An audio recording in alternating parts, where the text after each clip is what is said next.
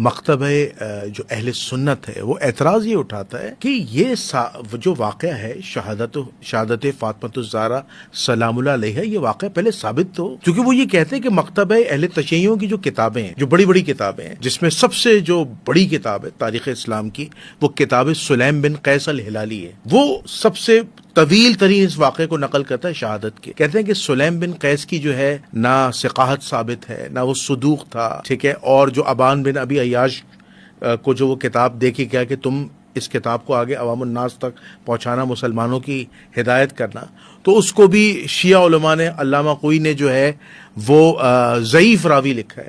تو یہ کس طرح کا راوی ہے کہ جو کوفے میں پیدا ہوتا ہے اور جو واقعے کا شاہد نہیں ہے، اور وہ کہیں بیٹھ کر عبداللہ ابن عباس سے شہادت کا واقعہ سنتا ہے؟ تو وہ کہہ رہے ہیں اس طرح کے جو شواہد ہیں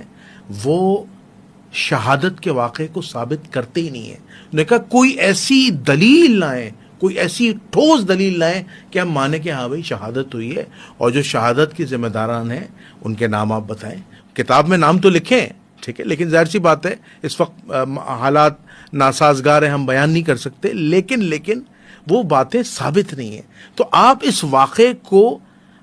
کس ڈائریکشن میں عوام الناس کو سمجھائیں گے کہ واقعہ ثابت ہے، اور مسلمانوں اس واقعے کو کی چھان بین کرو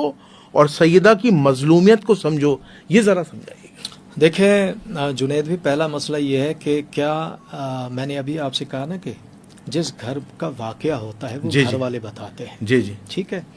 میرے پہلے امام کا نام امام علی علیہ الصلوۃ والسلام، میرے دوسرے امام کا نام امام حسن مجتبیٰ علیہ الصلوۃ والسلام، میرے تیسرے امام کا نام امام حسین علیہ الصلوۃ والسلام، چوتھے امام کا نام امام زین العابدین علیہ السلام،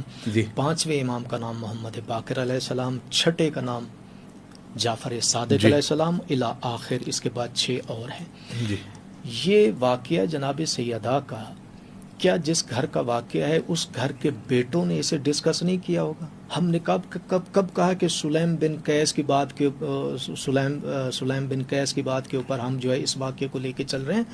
ارے مسلمانوں، اس واقعے کو پے در پے ترتیب کے ساتھ جو بتایا گیا، ہمیں سمجھایا گیا ہے، وہ امام علی علیہ الصلوۃ والسلام سے لے کر امام حسن عسکری علیہ الصلوۃ والسلام، ان معصوم زبانوں سے جناب سیدہ سلام اللہ علیہا کی مظلومیت کو بتایا گیا، اور ان ائمہ کے جو برجستہ شاگردان، جو ان کی برز میں بیٹھنے والے، جنہوں نے کسب کیا اپنے اپنے زمانے کے امام سے، انہوں نے اس تمام تر واقعے کو آنے والی نسلوں تک پہنچایا ہے۔ کسی ایک کے اوپر ہم تھوڑی ٹکے ہوئے ہیں۔